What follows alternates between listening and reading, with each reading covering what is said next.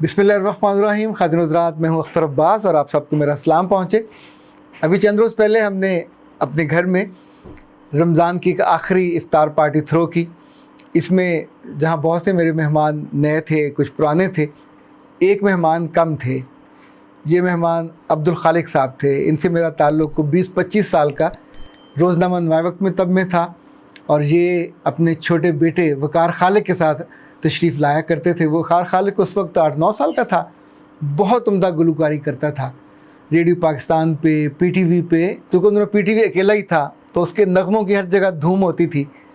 उसी नगमों की बुनियाद पे, जिसकी कंपोजिशन अब्दुल खालिक साहब करते थे, इसका दाखिला हुआ GC में। अब्दुल खालिक साहब बाद में जब वापडा से रिटायर हो गए तो इनकी फिर नज़में और गज़लें नवाए वक्त में, संडे मैगज़ीन में, फैमिली में बहुत रेगुलर छपती रहीं। अभी चंद रोज़ पहले ये इंतकाल कर गए।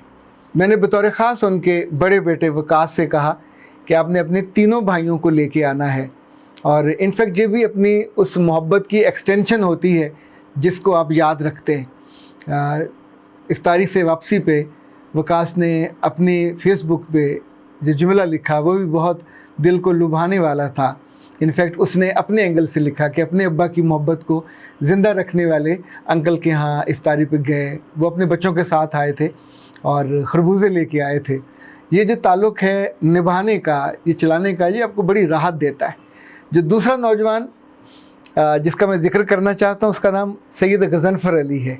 ये इस वक्त तो हबीब बैंक में है और मेरा ख्याल वाइस प्रेसिडेंट हैं। इससे पहले ये कई बैंकों में रहे, सुनहरी बैंक में और अस्करी में। बहुत ही लविंग और कमिटेड। जब हमारे पास थे नवाए वक्त में, उस वक्त ये FA कर रहे थे, फिर ग्रेजुएशन की, फिर पंजाब यूनिवर्सिटी में इन्होंने MBE किया।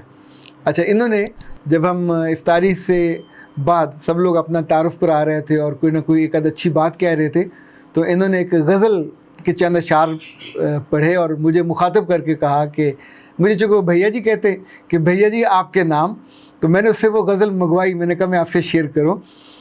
उसका पहला शेर था कि आपके हम नशीन ठहरे हैं, लोग हम बेहतरीन ठहरे हैं, कोई रोके ना हमको रहने से, अपने घर में मकीन ठहरे हैं, और इससे बेहतर पनाह नहीं कोई, करके ऐनुल यकीन ठहरे हैं, और आप हमको ज़ुबानी याद हुए, हम भी कितने ज़हीन ठहरे हैं। मेरे शेरों में एक तवाज़न है, आप जब से ज़मीन ठहरे हैं। क्या खूबसूरत बात है, यानी इतनी डेप्थ है। ये असाज़ा वाला शेर है। ये जो आप जब से ज़मीन ठहरे हैं, ये शेर की ज़मीन होती है। और यूँ तो हम भी कम नहीं, लेकिन आप ज़्यादा हसीन ठहरे हैं। अल्लाह जाने उसने किसको ज़हन में रख के ये कहा था। उस वक्त उसने मुझे मुखातिब होकर कहा, तो मैंने भी फिर शर्माने की एक्टिंग की थी। और आखिरी शेर था कि आपकी शख्सियत के क्या कहने, आप एवरग्रीन ठहरे। गज़नफ़र की जो बात बहुत आपको बताने वाली है, एवरग्रीन, वो ये कि इसके वालिद आलमोस्ट बचपन में फ़ौत हुए। बचपन इस लिहाज से उस वक्त ये कॉलेज में था, अकेला ही बेटा था और उसका दोस्त कोई नहीं था। तो जब ये मेरे पास आने लगा रेगुलर, फिर इसको हमने मुख्तलिफ असाइनमेंट्स दी, काम दिए, तो हमारी टीम का ये पक्का हिस्सा बन गया। अल्लाह ने इसको कमाल हाफ़ज़ा दिया। जुमेरात को ये लेट आता था, तो किसी को बताता नहीं था कहाँ जाता है। तो मैंने इससे पूछा, गज़नफ़र कहाँ जाते हो, कहाँ से आते हो? तो उसने कहा अब्बू से मिलने जाता हूँ। तो उस लम्हे तो मैं चुप रहा। बाद में जब ज़रा दफ्तर में अकेले हुए, मैंने कहा तुम्हारे अब्बू तो फौत नहीं हो गए थे? उसने कहा हो गए थे, पर मेरे तो अब्बू हैं, ज़िंदा हैं। तो वो कब्रिस्तान में हर जुमेरात को जाके 2 घंटे अपने बाप से बातें करता था। जो हफ्ते भर की एक्टिविटी होती थी उनसे शेयर करता। जो किसी ने दुख दिया होता, उनकी माँ को तंग किया होता, उनकी इज़्ज़ाकार ने बहुत उनको तंग किया, जो उनकी चीज़ें थी उन पर कब्ज़ा कर लिया। ज़ाहिर है लोग भी तो लालची होते हैं, तो वो सारे दुख और गम, यानी हमारे पास बैठता था तो हंसता, खेलता, मुस्कुराता, इतना इनोसेंट होता था कि आप तसव्वुर कर लें कि जितना कोई बच्चा इनोसेंट हो सकता है। लेकिन वहाँ जाके एक बड़े की तरह अपने बाप से वो बात करता, उनको बताता, उनसे दिल के दुखड़े और रोग उनको बताता। और उन्हें लगता था कि ज़ाहिर वो कभी कभी तो अपने कब्र पे यूँ गाल रख के, जैसे अपने बाप की गाल पे गाल रखी होती, वो कब्र पे यूं हाथ रखता जैसे बाप को गले लगाया हुआ था। ये तो जिसका बाप ना हो वो जान सकता है कि उस लम्हे वो उसकी फीलिंग क्या होती होगी, और जिसकी बाप भी ना हो और उसकी माँ भी ना हो, और ईद पे जब सब लोग खुश हों और खुर्रम हो और उसको उस वक्त वो प्यारी याद आएँ तो वो क्या करे। हम में से बहुत से लोग हैं जो ईद पे शुभरात पे कब्रों पे जाते हैं और कब्रों पे जाके अपने उन गए हुए माँ और बाप से मिलते हैं, उनसे मुसाफे करते हैं, उनसे मुआनका करते हैं। बहुत हैं जो जाके फ़र्ज़ अदा करके वापस आ जाते हैं। कुछ गज़नफ़र की तरह वहाँ बैठ जाते हैं, कुछ मेरी तरह वहाँ जाके शर्मिंदगी के आंसू बहाते हैं कि इतने दिन हो गए आपसे बात ही नहीं हुई, इतने दिन हुए आपके पास आए नहीं। मैंने तो अपनी शर्मिंदगी मिटाने के लिए मुस्तकिल ये कर लिया, और पिछले 7 बरसों से ये कर रहा हूँ कि हर रोज़ कारी साहब घर आते हैं, पहले मेरे वालिद के लिए और मेरी वालदा के लिए सूरह बकरा पढ़ते हैं। सूरह बकरा पढ़ने के बाद उनके लिए बाय नेम दुआ करने के बाद फिर वो मेरे बच्चों को पढ़ाते हैं। मेरे बच्चे कुरान पाक पढ़ चुके हुए हैं, लेकिन सिर्फ उनको रोज़ ताकि वो सूरतें नई नई याद करते रहें, ताकि वो याद करेंगे तो मुझे अजर मिलेगा, मुझे अजर मिलेगा तो मेरे बाप को और मेरी माँ को अजर मिलेगा। इसलिए कि ये तो रब का वादा है, सदका जारिया इसी चीज़ का नाम है। आप नेकी की एक नहर बना देते हैं, जितनी छोटी सी जितनी बड़ी सी वो चलती रहती है। मैं सोच रहा था मैं आपसे बात करूं कि इस ईद पे जो जो आपकी रेंज में है आप वहाँ जाओगे अपने पुरानों से मिलने के लिए। मेरे फादर इन लॉ वो भी ईद के बाद ज़िंदा लोगों से नहीं मिलते, पहले वो मुगलपुरे जाते हैं जहाँ उनके वालिद, उनके भाई, उनके दूसरे भाई उनकी कब्रों पे अकेले जाते, किसी को साथ लेके नहीं जाते। कितनी देर वो वहाँ बैठते हैं, उनसे बात करते हैं, उनके लिए दुआ करते हैं, दुआ खैर करते हैं, फिर वापस आके उन्होंने किस तरफ जाना हो तो जाते हैं। देखिए ये हक़ है उन सब का जो चले गए।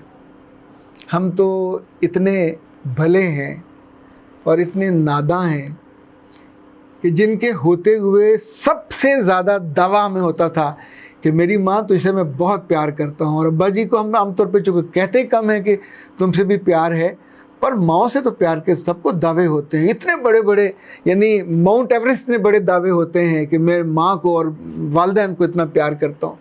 एक नंबर के झूठे, अव्वल नंबर के झूठे। ईद पे सबको याद रहेगा, हर रिश्ता याद रहता है, बहन भाई आपस में मुलाकात। मैंने कम बहन भाई देखे हैं जहाँ दोनों बैठ के अपनी माँ को याद करें, जहाँ दोनों बैठ के अपने बाप के साथ बीते हुए कुछ अच्छे लम्हों को याद करें, उन लम्हों को जब उनका साया आपके सर पे था, उन लम्हों पे जो ईद से बढ़ के तो नहीं हो सकते पर ईद की तरह शीरीं होते थे, जो कड़ी धूप में साया होते थे, जो तपती लू में आपके लिए ठंडी हवा जैसे होती, तो उनका तो वजूद ही इतना शानदार। ऐ वो प्यारे लोगों जो खुशबख्त हो, जिनकी माएँ ज़िंदा हैं, जिनके बाप ज़िंदा हैं, जो इस वक्त मेरी तरह महरूमी से भरे हुए नहीं हैं। इस ईद पे इन सायादार दरख्तों की जड़ों में जाके इनके तनों से टेक लगा के बैठना, कमरे बंद करके इनके लिए अलग से तोहफे लेके जाना, इनके हाथों को चूमना, इनके पाँव को चूमना, इनसे इज़हार मोहब्बत करना। जब ये नहीं होंगे फिर किससे करोगे? फिर तुम्हारे पास और बहुत रिश्ते होंगे, वो तुम्हारी तवज्जो भी ले जाएंगे, तुम्हारी मोहब्बत भी ले जाएंगे, ये सब दावे धरे के धरे रह जाएंगे। इंसान कमज़ोर है पर झूठा भी है, मोहब्बत के दावे बहुत करता है, पर इन दावों को निभाना और देर तक निभाना उसको नहीं आता। ज़िंदा लोगों के साथ निभा लेता है, मरने वालों के साथ तो बिल्कुल भूल जाता है।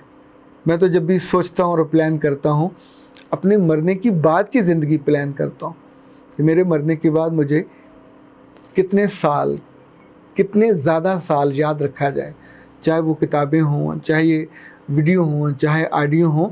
मेरे मन में तो जो पहली ख्वाहिश है वो ये कि सलामती की दुआएं मुझको मिलती रहें, आपस के तज़किरे में मेरा नाम आता रहे।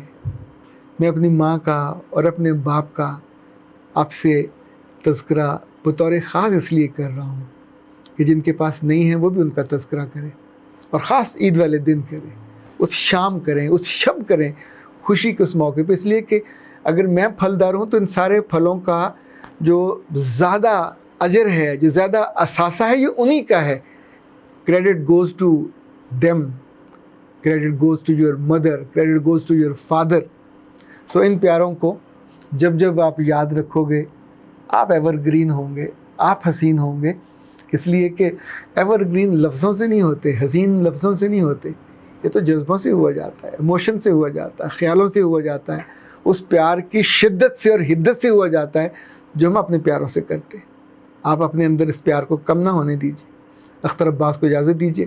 السلام علیکم۔